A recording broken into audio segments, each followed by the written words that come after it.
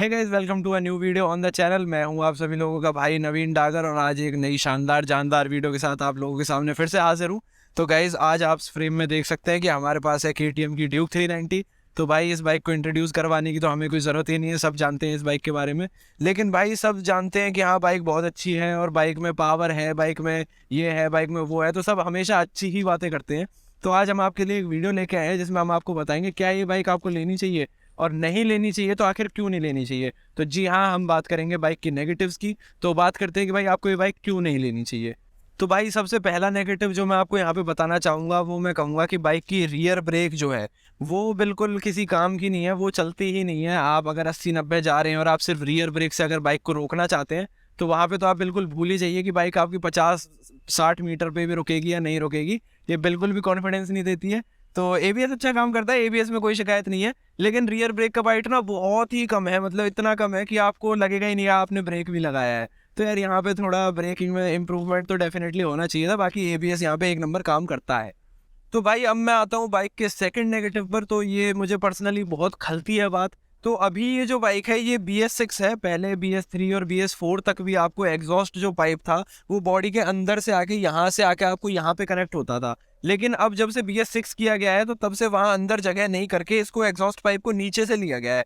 तो उससे क्या हो गया कि बाइक की जो ओवरऑल ग्राउंड क्लियरेंस की लेंथ है ना, वो काफ़ी कम हो गई है। तो ग्राउंड क्लियरेंस कम होने की वजह से अगर आप दो जने भी बैठ के जा रहे हैं और पीछे वाले बंदे का वेट ठीक ठाक है या ब्रेकर थोड़ा नॉर्मल से ऊंचा है, जो कि इंडिया में कोई नॉर्मल बात है, बिल्कुल बहुत ही कोई ऐसे हाई फाई बात नहीं है। ब्रेकरों का साइज यहाँ पे कोई कैसे भी कुछ भी बना के चला जाता है।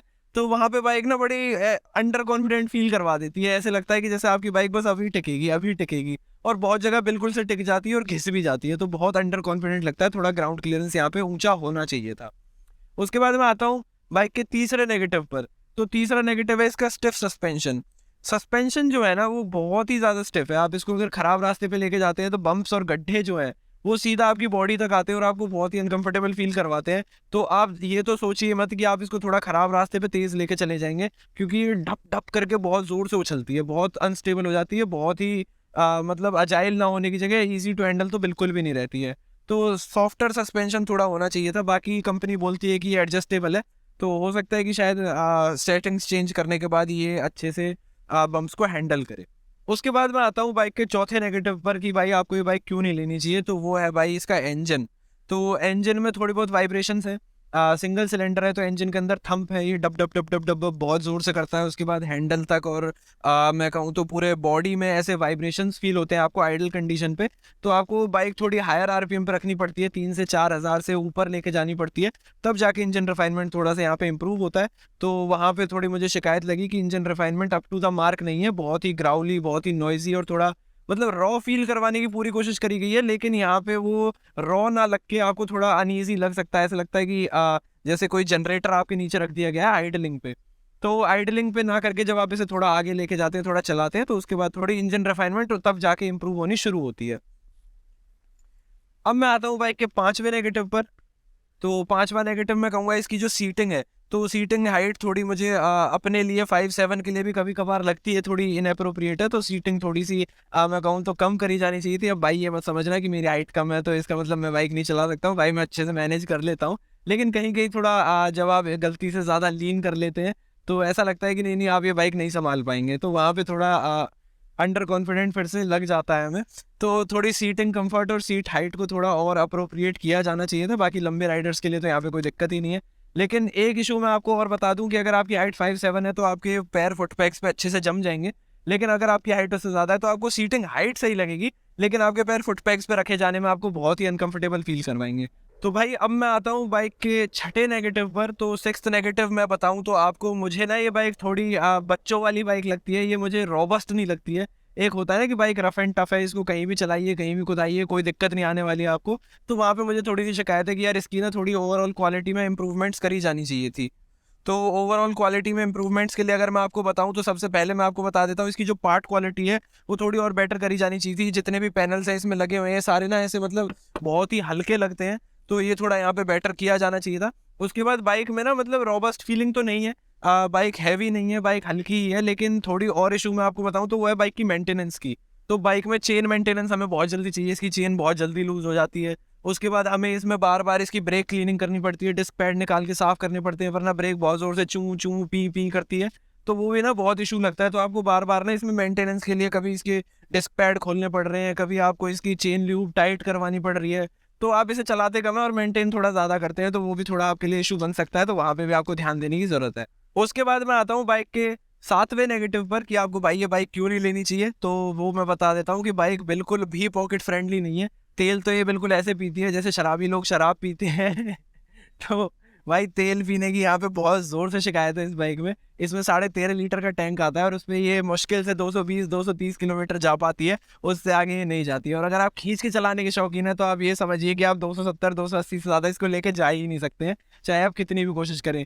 तो अगर आप खींच के चलाते हैं या आप नॉर्मली भी चलाते हैं तो मुश्किल से आप दो बार 3 बार अच्छे से जा सकते हैं, अपना 15-20 किलोमीटर जाना और आना कर सकते हैं। उसके बाद आपको इसको फिर से पेट्रोल पंप पे खड़ा करना पड़ेगा। तो अगर आप ये बाइक लेने की प्लान कर रहे हैं तो आपको एक अरब का शेख होना जरूरी है जिसके तेल के कुएं हों। उसके बाद आता हूँ भाई मैं बाइक के 8वें नेगेटिव पर। तो 8th नेगेटिव मैं आपको बता देता हूँ, इसमें आपको मेटजेलर के ट्रैक टायर्स मिल जाते हैं जिनकी ग्रिप बहुत ही सुपीरियर है, रोड पे कोई नॉइज नहीं करते, कॉर्नरिंग में पूरी कंफर्ट देते हैं, कोई इशू नहीं है।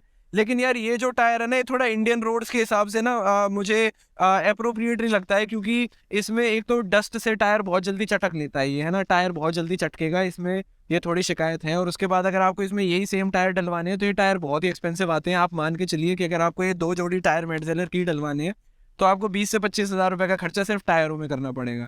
तो भाई ये भी आप ध्यान में रखें। तो मुझे लगता है कि कंपनी को एक ऑप्शन देना चाहिए था कि आपको ट्रैक टायर चाहिए या आपको नॉर्मल इंडियन रोड्स के हिसाब से कोई MRF या अपोलो के कोई और टायर चाहिए, तो उसमें थोड़ा यहाँ पे पैसे बचाए जा सकते थे और बाइक की ओवरऑल कॉस्ट को भी कम किया जा सकता था।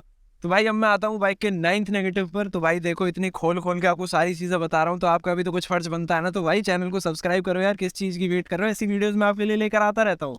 तो चलो भाई 9th नेगेटिव पर बिना किसी देरी के 9th पे लेके चलता हूँ आपको। वो मुझे लगता है बाइक की इंजन हीटिंग है थोड़ी सी, मतलब थोड़ी सी क्या, थोड़ी मतलब थोड़ी से ज़्यादा ही है। ये ऐसे मैं इसलिए बोल रहा हूँ क्योंकि जब गर्मियाँ बहुत होती है ना तो हमारा जनरली होता है कि हम हमेशा ही से हाईवे पे तो चलाएंगे नहीं और ना ही हम इसे हर समय खींचते रहेंगे। तो हमें ट्रैफिक में भी रुकना होगा, क्योंकि कहीं भी आप चले जाइए भाई, ट्रैफिक तो इतनी बड़ी समस्या बन चुकी है हमारे देश में कि सब जगह ट्रैफिक है ही बहुत ज़्यादा। तो आप भी हमेशा या कभी ना कभी तो रश आवर में फंसेंगे ही। और अगर आप इसको शॉर्ट्स पहन के लेके चले जाते हैं तो भाई ये समझ लीजिए आपके पैर तो बिल्कुल वैक्स्ड हो जाएंगे, सारे पैर के बाल भी जला देगी, काफ़ी हीटिंग मारती है ये। लेकिन एक बार जो है इसका कूलिंग फैन शुरू हो जाता है रेडिएटर का, तो उसके बाद वहाँ पे थोड़ा इशू कम होना शुरू हो जाता है। लेकिन तब तक बॉडी हीट जो इंजन से आ रही है इसके, वो आपको अनईजी फील करवाती रहेगी, तो वहाँ पे थोड़ा शिकायत आपको देखने की मिलेगी ही मिलेगी। उसके बाद भाई अब मैं आता हूँ भाई 10वें नेगेटिव पर। तो भाई 10वां नेगेटिव गिनवा रहा हूँ, अभी तक भी सब्सक्राइब नहीं किया तो सब्सक्राइब कर लीजिए।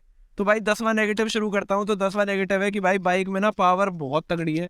तो अगर आप ना इसको सिटी राइड के लिए यूज़ करने वाले हैं तो भाई वहाँ पे आपको थोड़ी सी शिकायत ज़रूर से होगी, क्योंकि पहले दूसरे गियर में बाइक इतनी जल्दी ओवर रैव होती है और आप इसको ना एक नॉर्मल स्पीड पे मेंटेन नहीं कर सकते हैं। मतलब जैसे आप फर्स्ट गियर में है तो आप अगर 20 पे इसको चला रहे हैं तो वहाँ पे बाइक लगेगी कि आप जैसे RPM आप लॉक करते हैं तो सभी करते होंगे, तो अगर आप RPM लॉक करते हैं फर्स्ट ईयर गियर पे 20 की स्पीड मेंटेन करते हैं तो वहाँ पे बाइक आपको बोलेगी कि भाई गियर लगाओ गियर लगाओ। जैसे ही आप पहले से दूसरे गियर में चले जाओगे वहीं पे बाइक आपको ऐसे करेगी कि भाई गियर डाउन करो गियर डाउन करो। तो अगर आप neck to neck traffic, bumper to bumper traffic में अगर फंस जाते हैं तो वहाँ पे बाइक आपको डेफिनेटली यहाँ पे तंग करेंगी कि भाई आप ना तो इसे खींच सकते हैं ना आप इसे धीरे चला सकते हैं। तो भाई आपको वहाँ पे ज़रूर से ज़रूर शिकायत होने वाली है। उसके बाद मैं आता हूँ बाइक के 11th नेगेटिव पर। तो भाई 11वां नेगेटिव लेके आ गया हूँ। सोच सकते हो आप लोग 11वां नेगेटिव भी बताऊंगा, जी हाँ। तो भाई सुनिए 11वां नेगेटिव, इसमें आपको स्लीपर क्लच मिल जाता है, इसमें आपको राइड बाय वायर मिल जाता है, इसमें आपको क्विक शिफ्टर भी मिल जाता है। तो भाई फीचर्स तो भरपूर मिल जाते हैं, फीचर्स की तरफ से तो इसमें कोई कोताही ही नहीं है। तो उसके बाद मैं आपको बताऊं भाई फीचर्स तो है, लेकिन ये फीचर्स ना थोड़े मुझे ऐसे लगे कि अच्छे से काम नहीं करते हैं। मतलब स्लीपर क्लच मैंने देखा कि हाँ स्लीपर क्लच है, लाइट है, लेकिन कुछ और बाइक्स में मैंने देखा कि स्लीपर क्लच भी नहीं है फिर भी क्लच इतना लाइट है। तो भाई क्लच में थोड़ा सा और लाइटनेस होनी चाहिए थी, थोड़ा हैवी लगा बाकी कंपेरिजन में जिनमें स्लीपर क्लच तक नहीं है।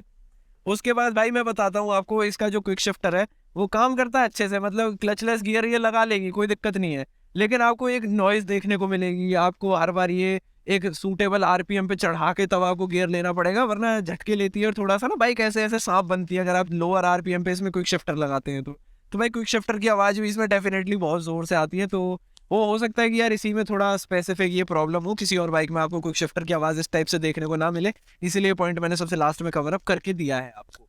तो गाइज यही थी हमारी कुछ आज की वीडियो। ड्यूक 390 में क्या क्या दिक्कतें आपको देखने के लिए मिलती हैं। इसके बाद मैं होप करता हूँ कि आपने एक मन बना लिया होगा कि अभी भी आपको ये बाइक लेनी है या आपको ड्यूक 250 या कोई और भी बाइक जो आप देख रहे हैं वो आपके लिए सूटेबल रहेगी। तो भाई मैं तो यही कहूँगा कि अगर आपको इतनी पावर की नीड नहीं है, या फिर आप एक एंथुसियास्ट नहीं है, या फिर आप अपग्रेड करना चाहते हैं, आप कहीं पहले बाइक चलाते थे 200 सीसी 250 सीसी, अब आपको बड़ी बाइक लेनी है तो आप इस पे आने का सोच रहे हैं, तो आप तब उस टाइम पे डेफिनेटली अपग्रेड कर सकते हैं। लेकिन अगर आप एक नए राइडर हैं तो मैं कहूँगा कि इसे ना लेके आप थोड़ा अभी 250 तक ही जाएं, क्योंकि ये थोड़ी अनमैनेजेबल हो जाती है।